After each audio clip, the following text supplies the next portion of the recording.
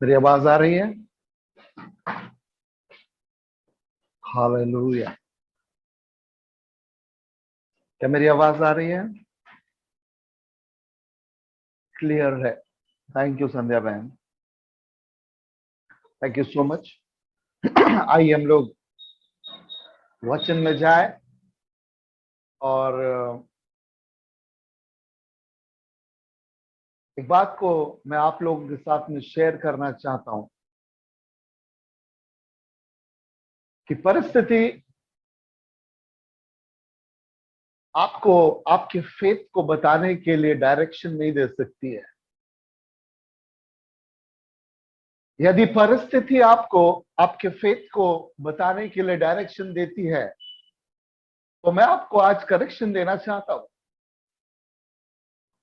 यदि आपके साथ में सब चीजें अच्छा हो रहा है तो आप आपके फेथ को बताएंगे, और यदि आपके साथ में यदि अच्छा नहीं हो रहा है तो आप फेथ को नहीं जाहिर नहीं करेंगे। मैं उस संदर्भ में आपको कहना चाहता हूं कि ये ठीक नहीं है। आपको आपकी परिस्थिति, उस प्रभु के ऊपर का विश्वास, ये दोनों भी एक अलग चीजें हैं। और यदि आप बाइबल को पढ़े तो बाइबल में जितने भी लोगों ने विपरीत परिस्थिति में भी परमेश्वर को महिमा दी है, परिस्थिति ठीक नहीं होने के बावजूद भी उन्होंने अपने फेथ को जैसा था वैसा ही रखा। ये वो लोग हैं जिनको इवन वचन में कहा जाता है हीरोज ऑफ फेथ। यदि आप अपने स्पिरिचुअल लाइफ में उस परमेश्वर के मुख से, यदि परमेश्वर की नजर में आप एक विश्वास का व्यक्ति बनना चाहते हैं तो मेरी बात को सुनिए मेरे प्रियो, कि विपरीत परिस्थिति, चाहे परिस्थिति कैसी भी क्यों ना हो, हमारा फेथ उस परमेश्वर से जो चीज हमको बोलना है हम वैसे ही रीति से बोलना चाहिए। कई लोगों को ऐसा लग सकता है कि यहाँ पर हम चार भाई लोग प्रभु की सेवा कर रहे हैं तो चारों भाइयों की लाइफ में सब चीजें परमेश्वर ने दिया, इसलिए वो इतने आराम से बैठकर परमेश्वर की सेवा कर सकते हैं, अपने फेथ को जाहिर कर सकते हैं। परंतु हकीकत ये नहीं है मेरे प्रियो। हकीकत ये बात है कि परिस्थिति के ऊपर हर एक के लाइफ में परेशानी है। हर एक के लाइफ में डिफरेंट एरियाज में हम कमजोर अपने आप को पाते, परंतु हमने ये निर्णय लिया कि परिस्थिति हमको उसके फेथ को जाहिर करने के लिए मजबूर नहीं कर सकती है। चाहे परिस्थिति कैसी भी क्यों ना हो, मेरा फेथ या जो मेरा बोलने का तरीका है वो बदल नहीं सकता है। हो सकता है कि मेरे परिवार में, हो सकता है कि हमारे यहाँ पर लीडर्स के किसी परिवार में बहुत बड़ी दुखद घटना हो या वो बहुत परेशानी से जा रहे हैं। मुझे यकीन है यहाँ पर मेरी बातें सुनने वाले आज कई लोग ये परिस्थिति में हैं, परंतु क्या रीजन है कि परमेश्वर उन लोगों को हीरोज के कैटेगरी में लेता। उन्होंने उस परिस्थिति में यह निर्णय लिया कि परिस्थिति मुझे मेरे फेथ को डगमगाने के लिए मुझे सिखा नहीं सकती है। यदि आप, मैं आज बहुत ही कैजुअली आप लोगों को वचन की ओर लेकर जा रहा हूं, परंतु एक बहुत पावरफुल चीज आपको समझाना चाहता हूं। अब्राहम 75 वर्ष का था। 75 वर्ष में 75th ईयर में परमेश्वर ने उसे कहा कि अपने घर को छोड़ दे और मैं तुझे बहुत बढ़ाऊंगा। बहुत सारी चीजें परमेश्वर ने वचन के साथ में वाचा बांधी उसके साथ। परंतु मेरे प्रियो याद रखिए कि 24 साल में जो वाचा जो परमेश्वर ने 75 वर्ष में दिया था, 24 साल लगे अब्राहम को। और उस 24 साल में मैं मुझे पता है, आप सभी को पता है कि 24 साल बाद परमेश्वर ने उसको संतान दिया। परंतु मेरे प्रियो, सिर्फ 24 साल में वो संतान दिया है इसलिए नहीं, परंतु मैं आपको एक और चीज की जगह लेकर जाना चाहता हूं, और वो ये है कि इस 24 साल में परमेश्वर ने केवल और केवल 5 ही बार उस अब्राहम से बातें किया। केवल 5 बार वो परमेश्वर ने अब्राहम से बातें किया, और वो भी पहले तो जब वो 75 वर्ष का था उस समय, और उसके बाद में करीबन 14 साल को परमेश्वर ने उससे बातें नहीं करा। आप सोचिए कि क्या परिस्थिति हुई होगी अब्राहम की, क्या परिस्थिति हुई होगी। हो सकता है कि अब्राहम के परिवार के लोग उसको कहते होंगे कि तूने तो कहा था कि वो परमेश्वर ने तुझे बोला कि अपने परिवार को छोड़, परंतु तेरे लाइफ में ऐसा कुछ नहीं दिख रहा है। कई लोग, मैं आपको, कई लोग परमेश्वर के लिए अपना पूरा समय, अपनी जिंदगी दे रहे हैं मेरे प्रियो, परंतु आज मेरी बात सुनने वाले सभी ऐसे लोग, आज मैं आप ही से बात कर रहा हूं, क्योंकि जिस समय मैं वचन को पढ़ रहा था, मुझे परमेश्वर की आत्मा ने एक ही चीज बताया कि जो लोग थक रहे हैं आत्मा में, जो लोग असहाय, अपने आप को कमजोर समझ रहे हैं, ऐसे लोग, पवित्र आत्मा आज कहना चाहता है आप लोगों से कि मत डर, मत घबराए ये सब परिस्थितियों में। यूसुफ की कंडीशन यदि आप देखेंगे, एक दो सपने उसने क्या देखा, वो सपने परमेश्वर की ओर से थे, और ये 2 सपनों ने उसकी लाइफ को, यदि आप, वो खुद भी यदि सोचता होगा कि क्या वाकई में मैंने वो जो सपने देखे थे वो सही भी थे या नहीं, क्योंकि जिन लोगों ने परमेश्वर की ओर से कुछ नहीं देखा वो एंजॉय कर रहे हैं, परंतु जो सपने परमेश्वर ने मुझे बताए हैं वो तो कभी भी, उसके तो कोई आसार नहीं लग रहे पूरे होने के, परंतु फिर भी उसने अपने निर्णय को ये नहीं बोला कि मैं पछताता हूं उस सपने देखने से, परंतु वो जिस परिस्थिति में था वहां पर भी फर्म रहा, और वो तैयार था जो भी चीज हो जाए, क्योंकि उसका विश्वास था जिसने मुझे ये बताया है वही वो चीज पूरा करने के योग्य है। कई लोग परिस्थिति के को देखते हुए अपने फेथ के लेवल को बदल देते हैं, अपनी जो बोल है उसको बदल देते हैं। एक ऐसे गांव की एक बात बता रहा हूं मैं, जिसका नाम बैथेनी था। ये बैथेनी गांव बहुत ही फेमस था, और फेमस होने का एक ही कारण था कि वो परिवार ने अपने रिलेशन यीशु के साथ बहुत ही अच्छे बनाए थे। यीशु जब भी बात बैथनी गांव में आता होगा तो सभी को समझ जाता होगा कि ये कहीं और नहीं परंतु ये लाजरस के घर पर ही जाएगा। कई लोग दूर से देखते होंगे कि कितना अच्छा रिलेशन इनका यीशु के साथ है, यीशु के पीछे हजारों चलते, लेकिन वो यीशु यहां पर जब भी आता तो वो लाजरस से जरूर मिलता, उनकी बहनों से जरूर मिलता।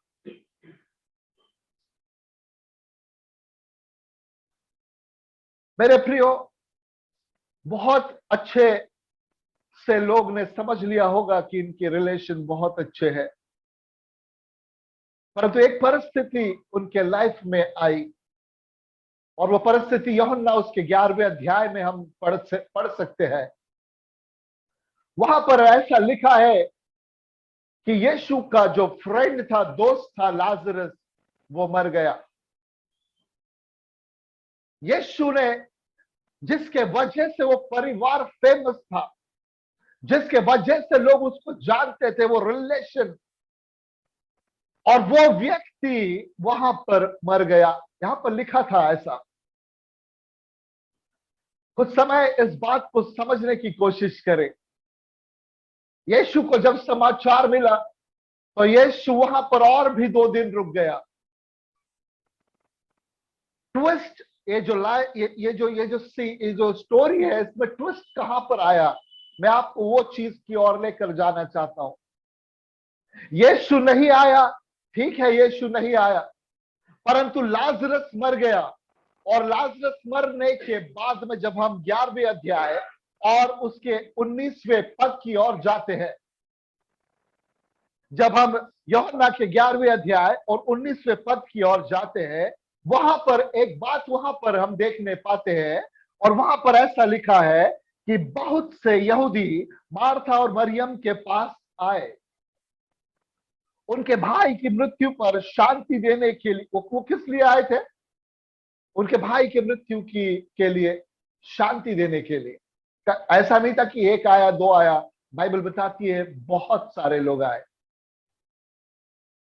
और वो क्या करते होंगे, वो क्या बातें करते होंगे, क्या चीजें शांति देते होंगे, क्या। मैं जब इस चीज को पढ़ रहा था, मैं एक चीज समझने को मुझे पवित्र आत्मा सिखा रहा था।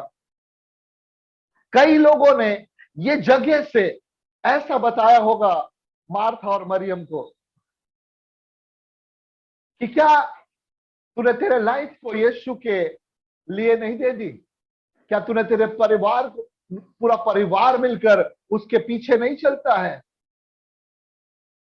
क्या तुम्हारे संबंध इतने अच्छे नहीं थे? जो लाजरस ने याहिर की बेटी को, जिस यीशु ने उस विधवा के बेटे को मरे में से जिला दिया, यदि वो तुम्हारे साथ में भी यदि इस परिस्थिति में यहां पर आ जाता, तो क्या तुम्हारा भाई, क्या वो जिंदा नहीं हो जाता? कई लोग आपको भी ऐसे ही कहते होंगे मेरे प्रियो। आपकी यदि परिस्थिति ठीक नहीं हो, यदि आपके परिवार में कुछ ऐसा चीज हो जाए, तो मेरे प्रियो आपको भी सोचने पर मजबूर कर देते हैं लोग। और ये कहते हैं क्या तुमने बहुत प्रार्थना नहीं करे? कितने लोगों की शादी तो ऐसी ही हो जाती है, तुम तो प्रार्थना करने वाले, तुम्हारी ही शादी क्यों नहीं होती है? कितने लोग तो आराम से जिंदगी जी रहे, परंतु तुम प्रार्थना करने के बाद भी तुम्हारे साथ में सभी चीजें उल्टे ही क्यों होते हैं? कई लोगों ने ऐसी शांति के चीजें वहां पर जाकर मरियम और मार्था को दिए होंगे और उनको सोचने पर मजबूर कर दिए होंगे कि हाँ, ये सही बात है कि यदि यीशु सही में सही हमारे साथ में प्यार करता और वो सही समय पर आता, तो मेरे जो भाई था उसको हमको उस कब्र में डालने की जरूरत नहीं पड़ती। जब आपके ऊपर, आपके लाइफ में ये क्वेश्चन आते हैं मेरे प्रियो, तो आप क्या सोचते हैं? जब आप ये परिस्थिति में जाते हैं कि यही बीमारी आप ही के साथ में क्यों हो रही है, दूसरे लोग तो ऐश कर रहे जो प्रार्थना नहीं करते, फिर आपके साथ में ऐसा क्यों हो गया? मेरे प्रियो याद रखिए, ये वही समय है कि परिस्थिति आपको कैसी भी समझने लगे, आपको कुछ भी बताने लगे, लोग कुछ भी बोलने लगे, परंतु हमको as a hero of faith, हमको ये सब चीजों को अलग करते हुए हमारे विश्वास को बताना चाहिए लोगों को। यूहन्ना उसके 11वें अध्याय और 20वें वचन को जब हम पढ़ते हैं तो सुनिए वहां पर क्या लिखा। जब मार्था ने यीशु के आने का समाचार सुना तो उसने उसे भेंट करने को गई, परंतु जो मरियम थी घर पर ही बैठी रही। सुनिए, इतने सारे नेगेटिव चीजें, या वो जो यहूदी लोग शांति देने आए थे, इतनी चीजें दे दिए उनके कानों में कि मरियम बोलती है ठीक है, यीशु आया है, समाचार आया, मैं नहीं जाती हूं मिलने। यीशु के रहते हुए क्या, मैंने मेरे मेरे भाई को तो गाड़ दिया, अब मैं नहीं जाती हूं मिलने। परंतु मैं प्रभु को धन्यवाद देता हूं कि एक और भी बहन थी, उसका नाम मार्था था, वो उठ कर गई।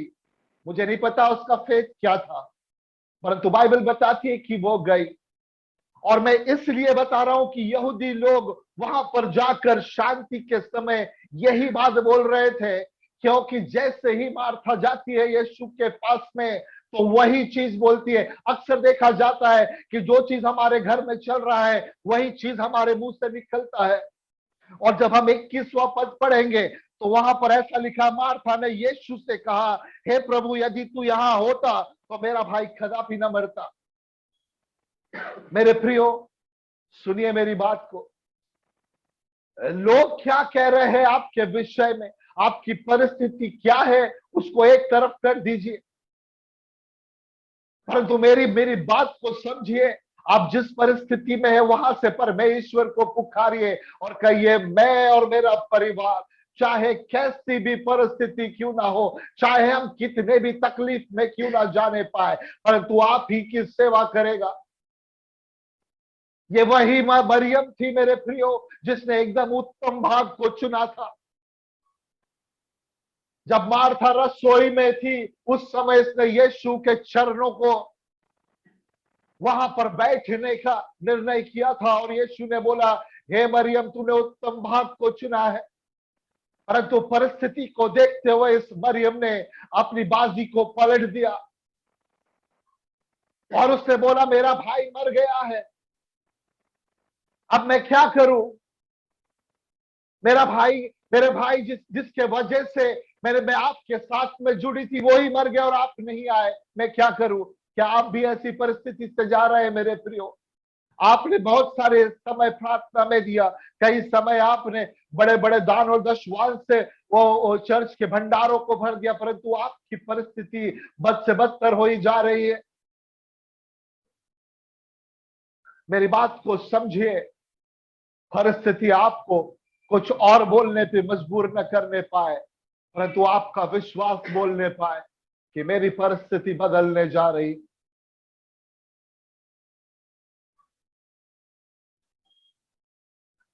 यीशु क्यों नहीं आया? हो सकता है कि आपके लाइफ में यीशु ने आज तक क्या क्यों इंटरफियरेंस नहीं करा?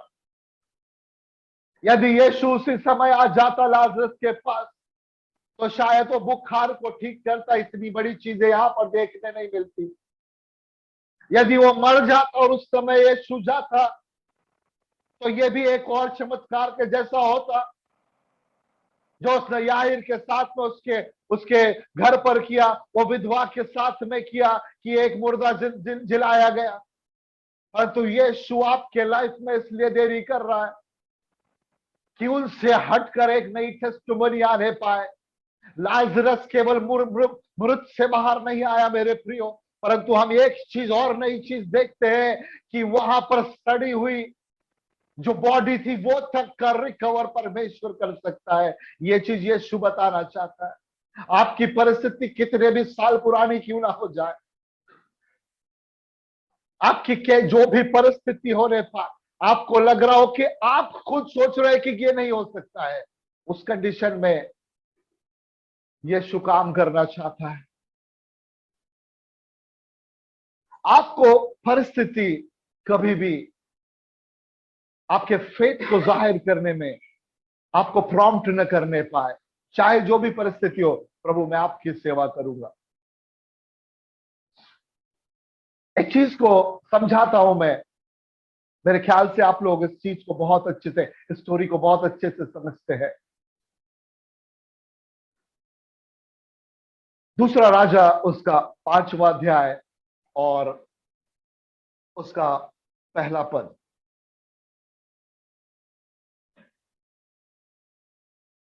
हालेलुया। और वहां पर ऐसा लिखा है, अराम के राजा का नमान नाम सेनापति अपने स्वामी की दृष्टि में बड़ा और प्रतिष्ठित पुरुष था।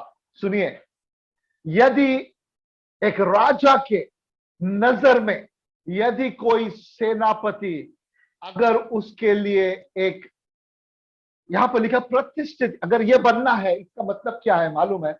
कि उसको बहुत ही क्रूर होना चाहिए।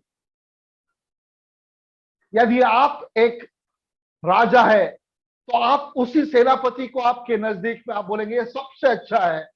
इसका मतलब यह है कि ये बहुत ही क्रूर है। किसके लिए? विरोधियों के लिए। इसलिए वो मेरे नजदीकी में है। और नामान का जो चरित्र है वो ये है कि वो जब वो विरोधियों के से लड़ने जाता था, वो सभी को इस तरह से खत्म कर देता था कि राजा भी उससे खुश हो जाता था। इससे आप एक चीज समझ सकते हैं कि नामान एक ऐसा दयालु या बहुत प्यार करने वाला ऐसा व्यक्ति नहीं हो सकता, परंतु ये विरोधियों के लिए क्रूरता का एक एक इमेज है। और इस नामान के विषय में हम एक चीज पढ़ते हैं यहां पर। अब सुनिए, उसके दूसरे पद में क्या लिखा है। आरामी लोग दल बांधकर इज़राइल के देश में जाकर वहां से एक छोटी लड़की बंधुआई में ले आए थे और वह नामान की पत्नी की सेवा करती थी। कमाल। अब समझिए कि आराम की ये जो एक टुकड़ी थी वो इज़राइलियों के पास में गई, वहां से सभी चीजें लूटते हुए एक लड़की को भी लेकर आ गए, एक छोटी लड़की को। ये छोटी लड़की इज़राइली थी। अब आप सोचिए कि इस नामान ने किस बेदर्दी के साथ में वहां पर लूट मचाई होगी। और वो केवल लूट ही मचाई नहीं थी, परंतु इस लड़की के घर पर भी ऐसा तो नहीं हो सकता कि इज़राइलियों ने बोला हो कि ये लड़की को लेकर चले जाओ। नहीं नहीं नहीं, हो सकता है कि इसके परिवार के लोगों को मारा हो और तब जाकर इस लड़की को लेकर वो वापस जा रहे थे। परिस्थिति ठीक नहीं थी मेरे प्रियो। यदि आप और मैं रहेंगे इसकी जगह तो आप बोलेंगे ठीक है, तूने मेरे परिवार के साथ में, मेरे लोगों के साथ में ऐसा व्यवहार किया है। मैं तुझे थोड़ा मेरा समय आने देना, मैं तुझे बताऊंगी। हम यदि उस कंडीशन में रहेंगे तो हम ऐसा ही करेंगे। हमारे दुश्मन के साथ में यदि वो दुश्मन आपके सामने आ जाए और आपको ऐसा पता चले कि ये ऐसी बीमारी के साथ मरने वाला है गलते हुए, तो आप बोलेंगे, पेड़े बांटेंगे कि मैं बहुत जल्दी छुटकारा पाने वाला हूं, बहुत जल्दी मेरा मेरा जो दुश्मन है उसका खात्मा होने जा रहा है, बहुत जल्दी। मैं आपको एक बात समझा रहा हूं कि परिस्थिति आपको विश्वास को बताने के लिए मजबूर नहीं कर सकती, चाहे जो भी परिस्थिति हो। यह छोटी सी लड़की की परिस्थिति ठीक नहीं थी। इसने बहुत सारे दुख और दर्द देख लिए होंगे। अपने लोगों से अलग होने का दर्द इसने बहुत नजदीकी से देखा होगा। और यह लड़की वहां पर बैठकर सेवा कर रही है, परंतु जब उसे पता चला कि वही व्यक्ति जो बहुत ही क्रूर है, जिसका नाम नामान है, वो एक ऐसे बीमारी से मरने वाला है जिसका इसके पास में इलाज नहीं है, केवल इलाज है तो मेरे परमेश्वर के पास में, तो उसने उसे ऐसे ही मरने नहीं दिया मेरे प्रियो, परंतु उसने तुरंत जाकर अपनी चीजों को बताया कि यदि ये नामान मेरे भविष्यवक्ता के पास होता तो वो इसको तुरंत कोर्ट से ठीक कर देता। मेरे प्रियो, क्या हम ऐसा कर सकते हैं? क्या हम विपरीत परिस्थिति में अपने फेथ को जाहिर कर सकते हैं? क्या हम अपने दुश्मनों के साथ भी ऐसा व्यवहार कर सकते हैं? जहां पर हम परमेश्वर की महिमा की बात करते हैं, वहां पर हर चीजों को अलग करना हमारा कर्तव्य है। यदि हम और आप यहां पर मेरे सुनने वाले लोग, यदि हम अपने आप को मसीही लोग कहते हैं, अपने दुश्मनों से प्यार करिए, चाहे कैसी भी कंडीशन क्यों ना हो। यदि आपको अपने फेथ को जाहिर करना है, यदि आपको ऐसे मौके मिल जाए, चाहे परिस्थिति कैसी भी क्यों ना हो, शायद आपको उसका चेहरा देखना पसंद ना हो, परंतु उस सच्चे परमेश्वर से मिलाने का एक भी मौका न खोइए। हो सकता है कि आपको उस समय दुख होने वाला है। हो सकता है कि आपको उस समय ऐसा लग सकता है कि शायद मेरा दुश्मन मर जाए, परंतु मेरे प्रियो सच्चे मसीह का ये छाप नहीं है। हमको हर समय, हर फेथ में उस परमेश्वर का के बारे में लोगों को बताना है। हुआ क्या, क्या हुआ जब उसने ऐसे फेथ को बताई कि सुन, यदि नामान यदि मेरे भविष्यवक्ता के पास होता तो कब से उसके कोड़ से मुक्त हो जाता। तो हुआ क्या ये बोलने से, मैं आपको वो चीज समझाना चाहता हूं। जब हम ऐसे परिस्थिति में अपने फेथ को बताते हैं, आप सोचिए कि नामान एक बहुत ही प्रतिष्ठित व्यक्ति था मेरे प्रियो। राजा तक उसकी बातों को बहुत बारकाई से सुनते थे, क्योंकि वचन, पहला ही वचन कहता है, क्योंकि परमेश्वर उसके साथ में हर एक युद्ध लड़ता था। क्या इसका इसका आंसर क्या मिला उस बच्ची को, सुनिए। जब उसने अपने फेथ को जाहिर करा विपरीत परिस्थिति के साथ में, एक वचन को मैं आपके लिए पढ़ना चाहूंगा। दूसरा राजा उसका 5वां अध्याय और उसका 15वां पद, और सुनिए उसमें क्या लिखता है।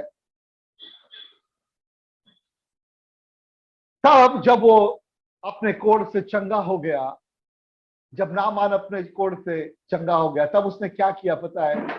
तब वो अपने सब दल बल समेत परमेश्वर के भक्त के यहां पर लौट आया। सुनिए, सबसे पहली चीज, वो अकेला नहीं आया, उसकी सभी लोग सुनते थे। उसने अपने पूरे दल को लेकर एलिशा के पास सामने खड़ा किया, और उसने उनके सम्मुख खड़ा होकर क्या कहने लगा, आप सुनिए। अब मैंने जान लिया है कि समस्त पृथ्वी में इज़राइल को छोड़ और कोई परमेश्वर नहीं है। क्या पावरफुल टेस्टिमनी! कितने लोगों ने यकीन करा होगा, क्योंकि सभी लोग नामान की बातों को मानते थे। और वही नामान सब दल को लेकर एलीशा के सामने खड़े होकर प्रचार कर रहा होगा, और उसने बोला कि अब मैंने जान लिया हूं कि इज़राइल को छोड़ और कहीं भी परमेश्वर नहीं है। अब क्या बड़ी टेस्टिमनी! एक छोटी सी लड़की ने विपरीत परिस्थिति में अपने फेथ को जाहिर किया। जब कंडीशन ठीक नहीं थे, वहां पर उसने अपने आप को बयान किया कि मैं किस परमेश्वर की बच्ची हूं। और उसका नतीजा देखिए क्या हुआ, कि पूरे सेना के सामने उस परमेश्वर की महिमा हुई। क्या आप नहीं चाहते कि आपकी परिस्थिति को छोड़ पूरे लोग आपके वजह से उस यीशु को जाने? क्या आप नहीं चाहते कि आपकी परिस्थिति कैसी भी क्यों ना हो, मुझे उससे कोई फर्क नहीं है, परंतु मेरे मुख से निकले हुए एक एक शब्द परमेश्वर की महिमा करने पाए? यदि आप ऐसा चाहते हैं मेरे प्रियो, यकीन करिए, परिस्थिति आपको ड्राइव न करने पाए। शायद आज आपको निराशा हो सकती है, परंतु वो परमेश्वर उस सड़ाहट को भी ठीक करने वाला। शायद वो निराशा में आपको ऐसी बदबू आ रही है, आप सोच रहे अब दोबारा मैं उस एरिया में नहीं जाना चाहती, परंतु मेरा परमेश्वर वो परमेश्वर है जो उस बदबू वाली चीजों में भी महक लाने की काबिल ताकत रखता है। कितने लोग सोचते हैं कि हाँ, मेरी परिस्थिति परमेश्वर बदलेगा, मुझे मुझे परिस्थिति ड्राइव नहीं कर सकती, मेरा समय जब आएगा वो परमेश्वर मुझे खड़ा करेगा। यदि आप ऐसा सोचेंगे, मैं यकीन करता हूं कि आपके जीवन के द्वारा आप कई लोगों को यीशु के नजदीकी में लेकर आएंगे। कई लोगों को केवल विपरीत परिस्थिति में फेथ रखना सीखिए। विपरीत, चाहे परिस्थिति कैसी भी, आपके परिवार की परिस्थिति ठीक नहीं है, कहिए कि मैं परमेश्वर पर भरोसा करती हूँ। आपके साथ में कुछ ठीक नहीं हो रहा, कहिए मैं परमेश्वर की बच्ची हूं, मैं परमेश्वर का बच्चा, मुझे किसी भी बात की कमी नहीं हो सकती। अपने दुश्मन, अपने अपने परिवार में या अपने व्यक्तिगत लाइफ में जो लोग दुश्मन है उनको दुश्मन ना समझे, एक टेम्पररी चीज है। जरूरी नहीं कि आपके दुश्मन परमेश्वर के दुश्मन हो, जरूरी नहीं जो आपके साथ नहीं वो परमेश्वर के अपोजिट में हो, नहीं, ऐसा नहीं है। एक वचन को जब मैं पढ़ रहा था कि परमेश्वर तेरे बैरियों के सामने मेज बिछाता है, एक वचन था कि बैरियों के सामने मेज बिछाने का मतलब समझिए कि तेरे बैरिये के सामने आमने सामने बैठकर तुझे खाना खिलाएगा। इसका मतलब यह नहीं कि वो बैरिये नरक में चले जाएंगे और आप यहां पर बैठकर खाएंगे, नहीं, ये गलत इंटरप्रिटेशन है। वचन कहता है कि तेरे बैरियों के सामने वो मेज बिछाएगा, वो भी बैठेंगे, तुम भी बैठेंगे, वो परमेश्वर उनके सामने तुमको भी आदर कर देगा। ये परमेश्वर का वचन है। सो अपनी परिस्थिति को देखकर ऐसा न सोचिए कि मैं उसको वचन ना बताऊंगी, मैं इसको वचन, इसने मुझे मेरे साथ में घातक बहुत ही बुरा किया है, मैं इसको परमेश्वर के बारे में नहीं बताऊंगा। ऐसा ना करिए और परमेश्वर आपको आशीष करेगा।